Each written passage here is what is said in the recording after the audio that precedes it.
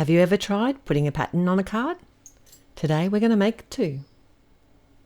Welcome back to another Take Two with Therese at Altenew, and I have two cards I've been playing with patterns, and this Polish Paper Cuts 3D die is the perfect die set to play with.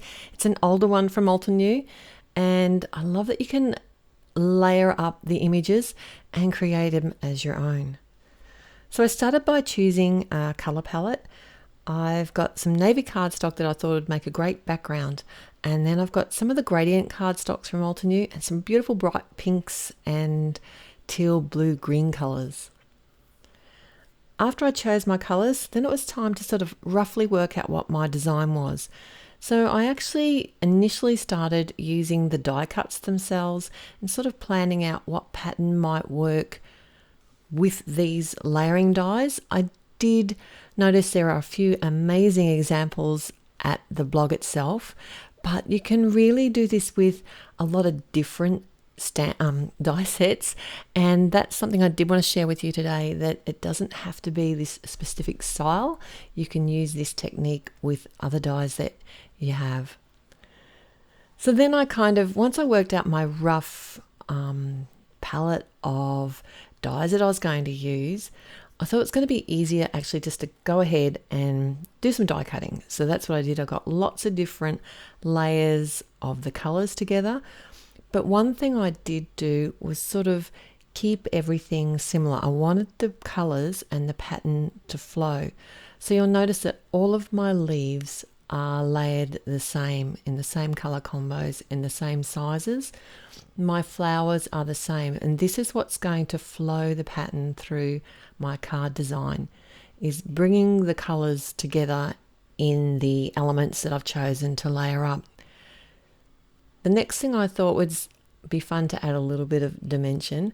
Now, I didn't add dimension between the layers on the actual images, so I actually glued them directly to each other, but thought it would be good to add dimension to my main elements of my design, so the flowers and the larger leaves. So next I sort of laid them out how I was planning on the card front, and I still needed to flow the colours through a little bit and the pattern, and that's where I thought these curly swirls, I don't know what else to call them, would come in handy. And I did do them all the same colour. It kind of makes it look like it's the stem of the actual images. And for those, I actually did come in and adhere them directly to the cardstock, but I was finding it a little bit hard to kind of remember where they needed to be. So what I did was come in with my pencil and make some tick marks on my cardstock so that I could just simply adhere them directly down. It's not very forgiving. This liquid glue is not forgiving, so it's easier to try and get it right first time. But if you're not confident to do that, you could use a dotted glue like the Altenew glue tape, because that will only put dots of glue on the bit, and you can lift it up and replace it if you need to. Now, I did cut this other curly swirls down a little bit, but I probably really didn't need to be quite so pedantic about that, because this is where I'm going to place my sentiment anyway. This card would have looked nice without a sentiment, but I find it really hard to leave cards without sentiments. I don't know if you're the same as me, but I find I actually like to add my sentiment then and there, because then it's all ready to go. I can just grab it from a stash and give it away straight away. I don't have to think about what to add to it later. I used sentiments from the Hello and Hugs set. I just thought one of the sub-sentiments would be enough, and I stamped that in some Desert Night ink. It's a really dark blue. I thought that just tied in the navy blue background for this design. I had a lot of fun making this card, and I just love die cutting and the way that these bright colours look. I loved it so much that I thought I'd stretch it, and this time try something similar with the lovely envelope die set. So this time I was thinking originally maybe doing some flowers, but then once I started working out my pattern, I did it all the same as I did on the previous card. Just sort of didn't have to rethink my colour palette this time because I was keeping the same colours, but basically Once I die cut some of the hearts out and started layering them up, I thought, why not make them the focus of this card design?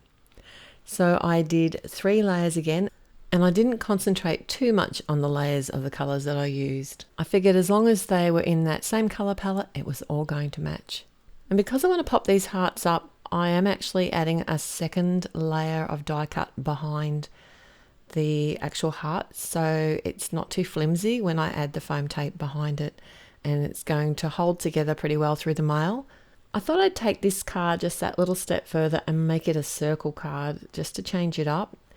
I have my largest circle die that I own and decided to cut a little piece off the base of the card so that it is going to be able to stand up. And here I'm just working out which side I need to score because I want a side fold card here. Normally with circle cards I do top folds, but for a change I thought I'd do a side fold. And I thought that this actually would make a really nice gift card as well.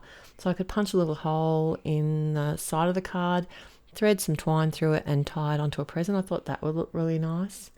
One thing I do want to let you know though is that when you are creating the score line for your card, you do need to use a strong glue to hold the 2 pieces of card together. So I've used the Altenew adhesive double-sided tape and a couple of drops of liquid glue.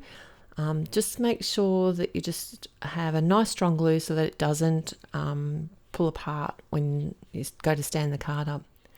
And then it was just as simple as transferring my design over to the card and adhering it all together onto the front of the card and adding another sentiment from the Hello and Hugs set.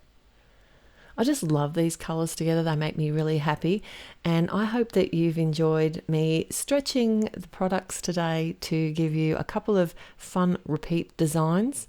And I'd like to know in the comments below which one is your favourite and if you're going to be trying this technique. I've linked 2 more videos here for you to watch, and I look forward to seeing you there. Till next time, happy paper crafting. Bye.